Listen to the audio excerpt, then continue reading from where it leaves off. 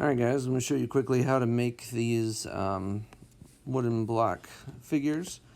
So we're going to take this one first, the rectangular one, and we'll notice that it has overall dimensions of 3.5 inches wide, 1/2 inch deep, and 1.125 inches high. So what I'm going to do is I'm going to create a sketch on this front plane. And I'm going to make it a center point rectangle. It doesn't really matter what type of rectangle we use here.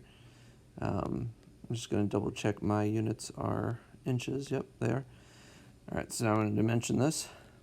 So we said it was 3.5 wide.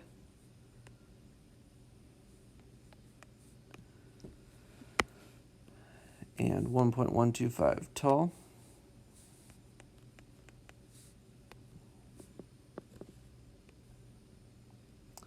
And then I'm going to use an extrude feature using my 3D menu to make that go a 1/2 inch depth. Hit the check mark, and I have a rectangular shape. And then if you'll notice on my drawing here, I have rounded corners. Those are called fillets. And a fillet is, let's see if I can go back here. Fillet is a 3D feature. You can select it right there. And you just select the edges you want to fillet. So I'm going to start by selecting all these edges. It's going to round off those corners. And you'll notice that in the object I have a marking here that the radius for that fillet is 0.05. So I'm going to change that radius to 0.05. Check, and there we go.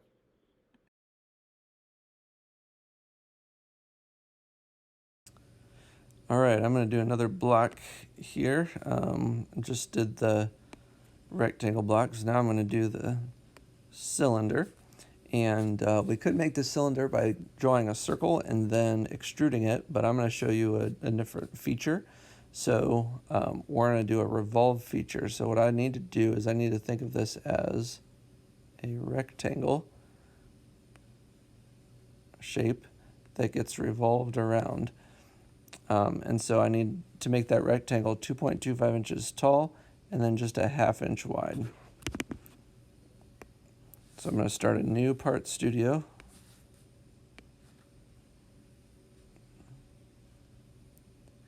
I'm going to draw on this front plane. And I'm going to draw that rectangle.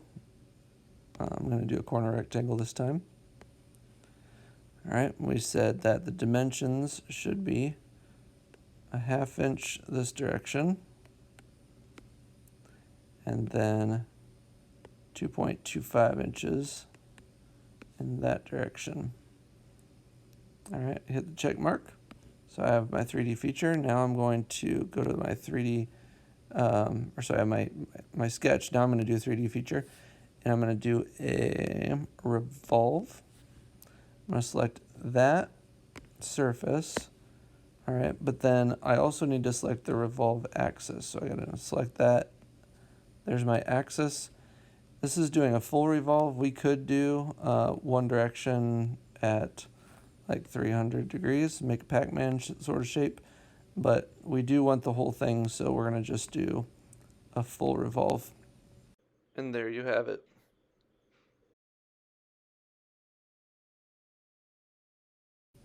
Alright guys, we're going to make this triangle real quick. I'm going to take note of its overall dimensions, 2.25 that direction, 1 inch that direction, and 1.125 that direction.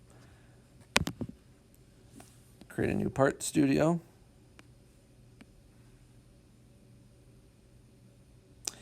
And I'm going to draw it on the front surface, or the front plane. Alright, easiest way to make a triangle is to use a line. And as this is a right triangle, so I'm going to start here at that point. I'm going to go up to there, over to here, and out to there.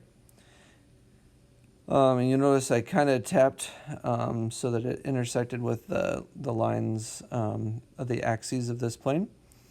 What I need to do though is I still need to dimension this thing. So I need to dimension that. It's supposed to be 2.25.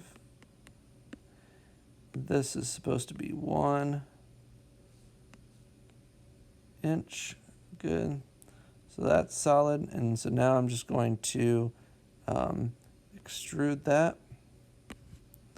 And I'm going to extrude it 1.125 inches.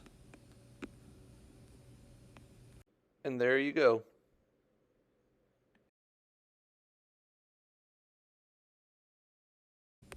All right, everybody, I just finished making the cylinder, and now I'm going to help construct the arch. So this arch is basically a rectangular block with a semicircular hole cut through it. So we are going to learn some new tools. I'm just going to keep my overall dimensions, know what they are. So we're going to start with a block. I'm going to make a new part studio.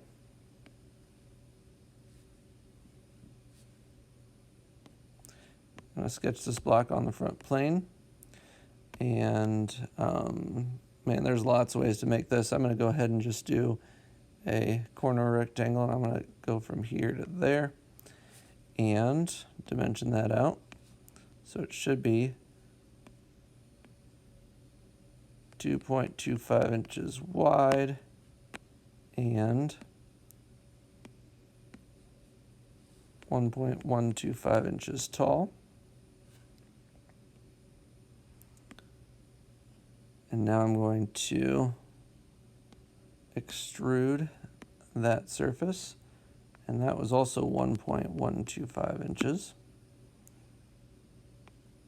All right, so now I have a rectangle, and I'm going to take that rectangle and I'm going to make a semicircular cutout. So I'm going to make a new sketch on that front surface, and just to double check that the plane was put in the right spot, I can see right there the plane, yep, that's the right spot. So I'm going to view normal to sketch plane. By the way, I'm doing that by double tapping with my, tapping with 2 fingers real quick.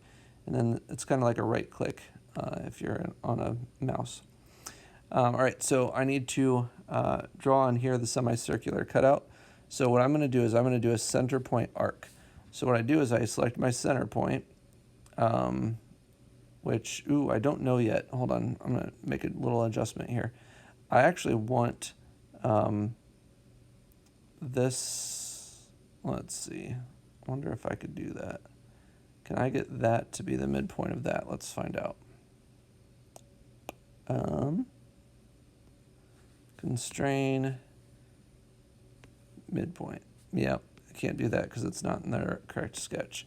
I'm going to go back to my other sketch, and I actually want to make that the midpoint. So I'm going to hit midpoint there.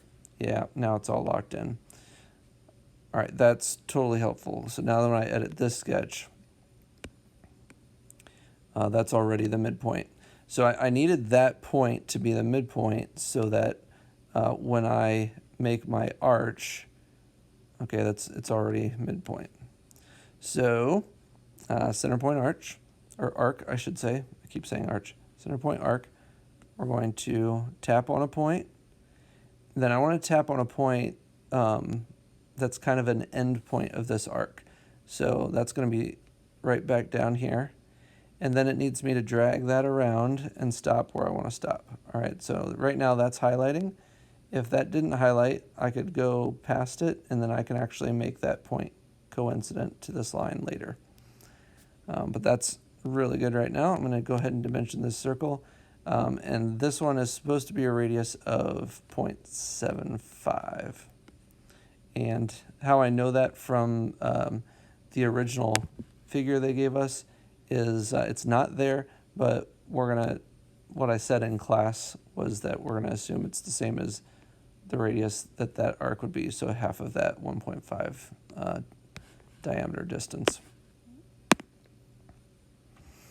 All right, so now that that's made, I'm gonna check mark that sketch. I'm going to do an extrude on that surface right there, and I need to cut it out, so I'm gonna do a remove.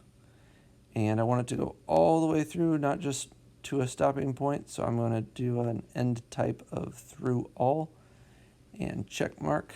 And that looks good. And then you'll notice that I filleted these edges as well. So we can do a fillet on that edge, and then all these bottom ones, that one, that one, that one, and that one. There we go. That's 0.05. Check. Check. Done.